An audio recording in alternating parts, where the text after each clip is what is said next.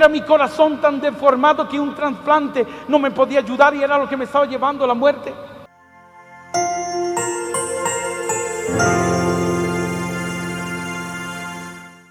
Yo te quiero contar, sé que ustedes muchos han escuchado mi testimonio. Algunos no, mi querido hermano, pero quisiera compartirlo con ustedes bien rápido.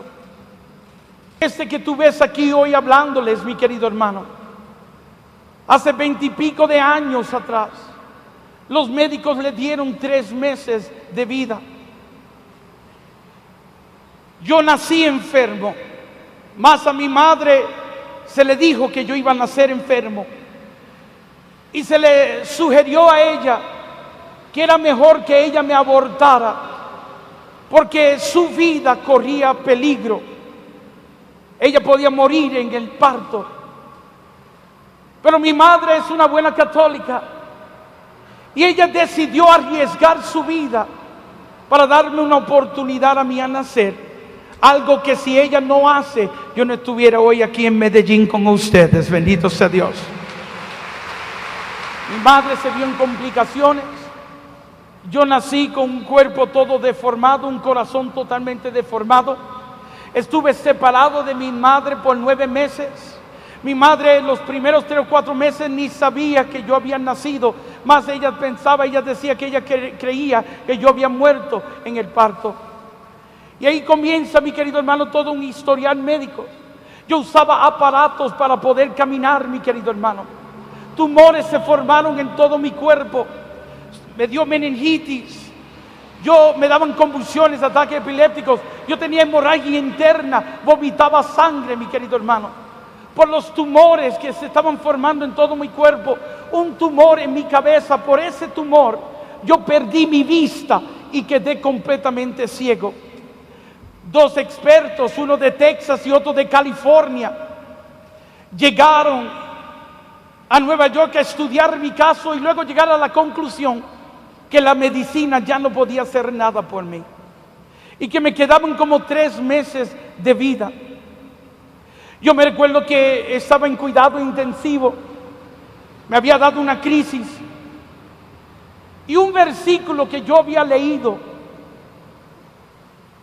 se me va a venir a mis pensamientos y yo trataba de pensar en otras cosas, porque no me gustaba lo que el versículo estaba diciéndome el versículo. Me molestaba lo que decía el versículo. Y de nuevo aparecía el versículo en mis pensamientos. ¿Por qué me molestaba? Porque el versículo me hablaba en un tiempo pasado, no en el presente ni en el futuro, sino en el pasado.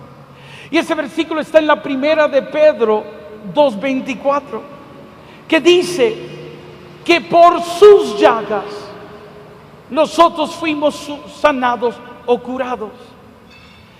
Y me molestaba porque estaba diciendo que yo había sido sanado, no que esperara sanación o que iba a ser sanado, sino que mi sanación había ocurrido 2000 años atrás en una cruz. Yo entendía la teología sobre el versículo, entendía todo lo que te acabo de explicar, todo lo que Jesucristo, la misión de Jesucristo, para qué llegó Jesucristo, para qué murió Jesucristo.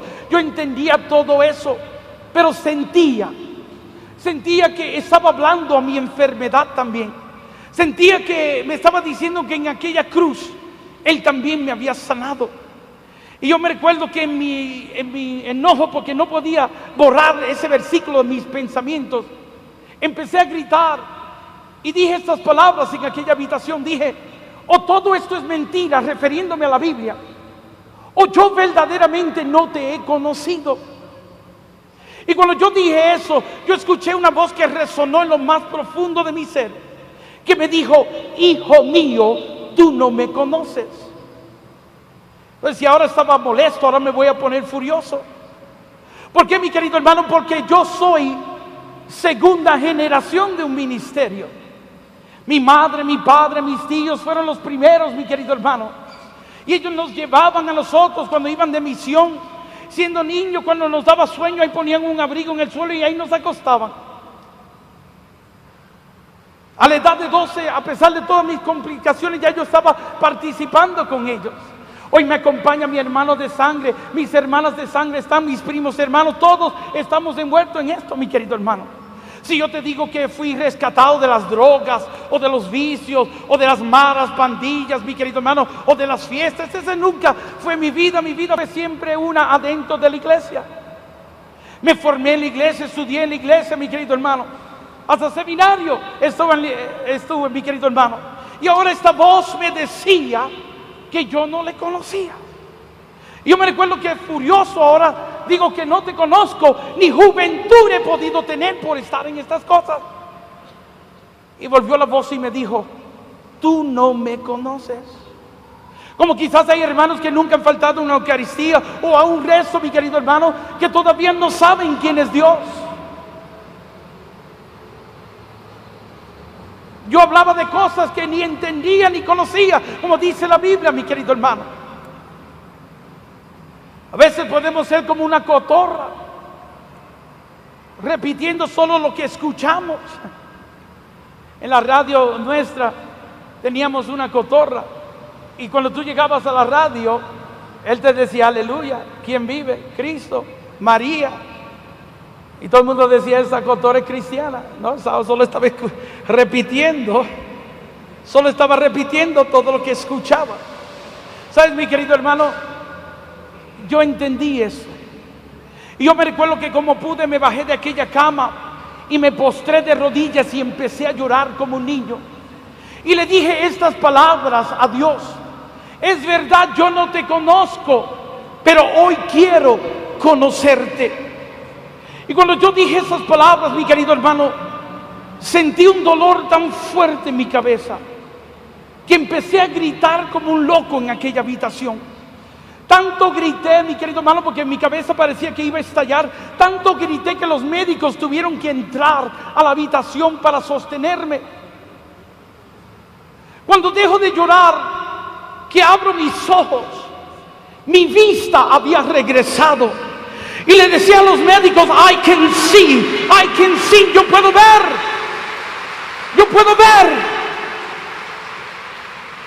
Ellos no entendían lo que había pasado conmigo y empiezan a examinarme. Descubren ellos que los tumores habían desaparecido. La meningitis había desaparecido. Y por esa razón ya podía ver. Llegaron ellos donde mí, más luego, a todos asombrados, no sabiendo qué explicación darme. Pero me dijeron estas palabras: no sabemos lo que ha ocurrido contigo, pero los tumores han desaparecido, la meningitis ha desaparecido. Hay una mejoría en ti, pero no queremos que te hagas de ninguna ilusión. Tú todavía te estás muriendo, me dijeron. Tú todavía estás gravemente enfermo. Era mi corazón tan deformado que un trasplante no me podía ayudar y era lo que me estaba llevando a la muerte. Pero ¿sabes qué, mi querido hermano? En aquella noche había nacido otro niño. Y yo me recuerdo que cuando yo escuché eso, mi querido hermano, ese versículo de la primera de Pedro 2:24 se hizo una realidad en mí.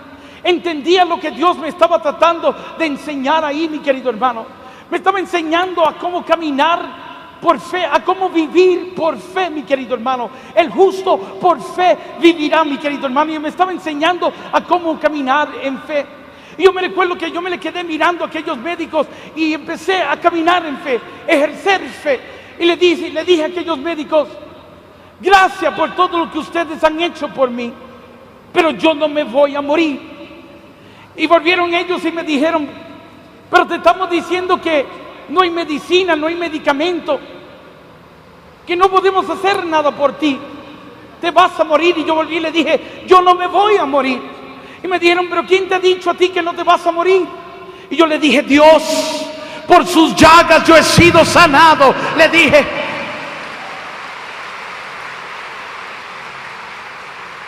Claro, ellos ni entendían lo que yo le estaba tratando de decir.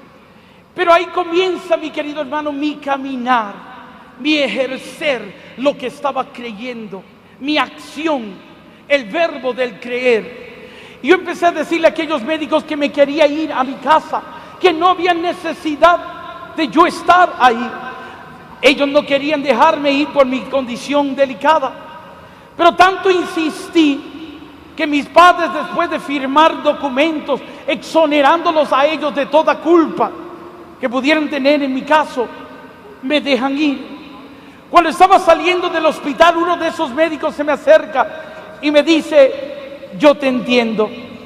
Si a mí me quedaran 3 meses de vida, tampoco quisiera pasarlas aquí en este hospital, sino al lado de mis seres queridos. Y yo sabía que ellos no entendían nada de lo que yo estaba hablando. Solo me sonreí y me fui a mi casa. Estando en mi casa un día, revisando las gavetas de mi madre, me encontré con un grupo de papeles, documentos. Tenían mi nombre y el nombre de una funeraria. Mis padres, para que mi muerte no les tomara de sorpresa, ya habían hecho todos los arreglos funerales. Habían avisado a toda mi familia para que todos estuvieran ya preparados. Cuando yo vi eso con el nombre mío, me recuerdo que fui a la sala donde ellos estaban y tomé los documentos y los lancé. Y le dije a mi mamá, a mi papá, le dije: mami, papi, ¿saben qué? O guárdenlo para otro o véndanlo, porque van a perder toda su plata. Porque este no va para ahí, porque por sus llagas yo he sido sanado, le dije.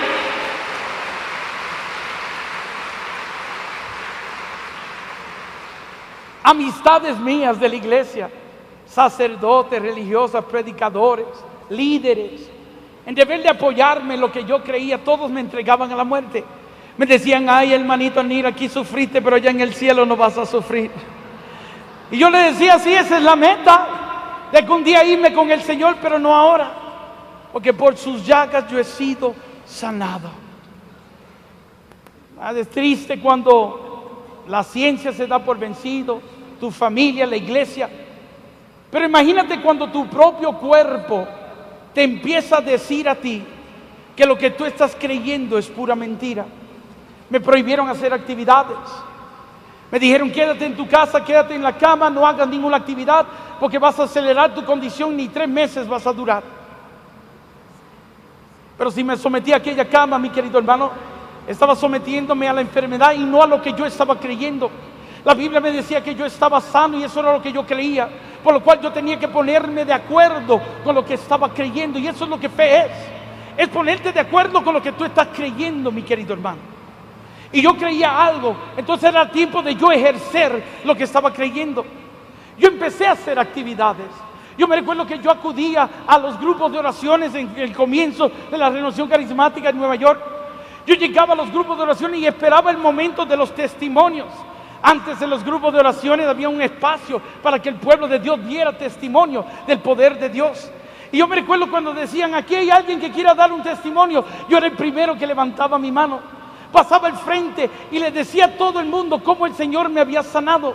Personas que me conocían, que sabían que yo me estaba muriendo, que estaba gravemente enfermo, decían: pero ese hermano está mintiendo, está diciendo mentiras. Él se está muriendo y le está diciendo a todo el mundo que está sano. Yo no estaba mintiendo, yo estaba caminando en fe. Yo creía en algo y yo estaba hablando lo que yo estaba creyendo. Abraham, mi querido hermano, cuando Dios lo mandó a sacrificar a su hijo Isaac, él le dijo a sus sirvientes: ustedes quédense aquí con el burro, que yo y el niño iremos hasta ahí y adoraremos a Dios. Y cuando terminemos de adorar a Dios, volveremos donde ustedes. ¿Le dice que va a regresar solo? No, sino que regresaría con su hijo, el mismo que Dios mandó a sacrificar.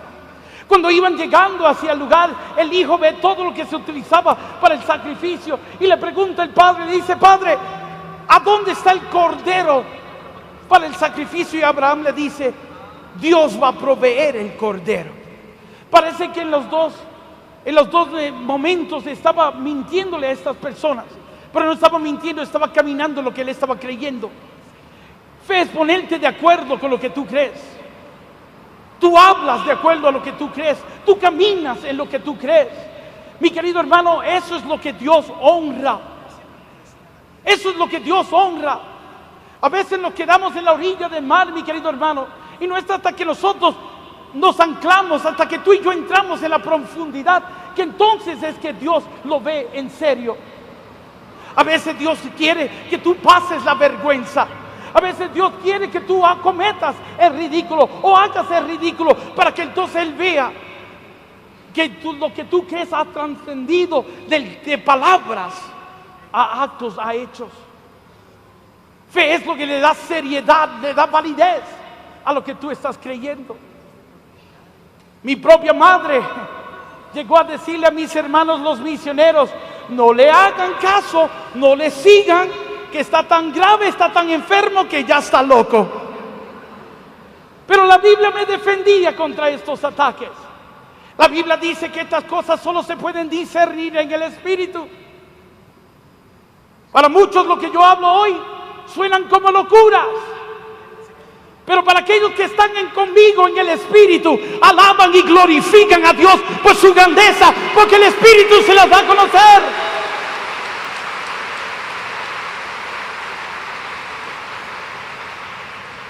Yo empecé a caminar, yo empecé a dar testimonio a todos los lugares donde el Señor me llevaba.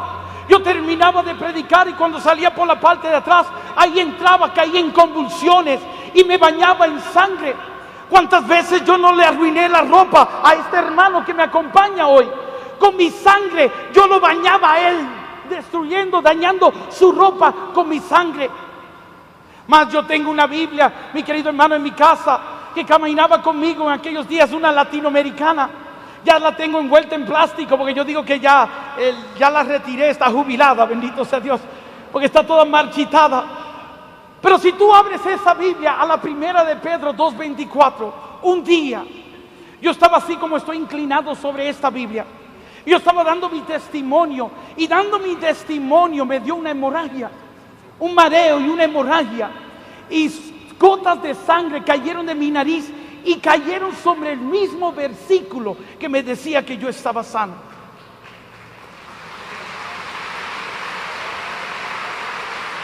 Yo me recuerdo que yo caminaba, terminaba de dar eventos, animaba a otros y hasta veía a Dios sanando a otros a través de la fe de ellos. Y yo me bañaba en sangre y yo con estos episodios. Yo me recuerdo que yo caminaba, mi querido hermano, y me daban mareos y yo me iba de lado a lado y ahí caía en el suelo y a veces estaba 8 o 10 minutos inconsciente en el suelo. Cuando pasaba el episodio, me levantaba y sacaba mi pañuelo y me limpiaba de toda aquella sangre. Y luego miraba el pañuelo empapado en sangre y le decía: mentira del diablo, por sus llagas yo he sido sanado.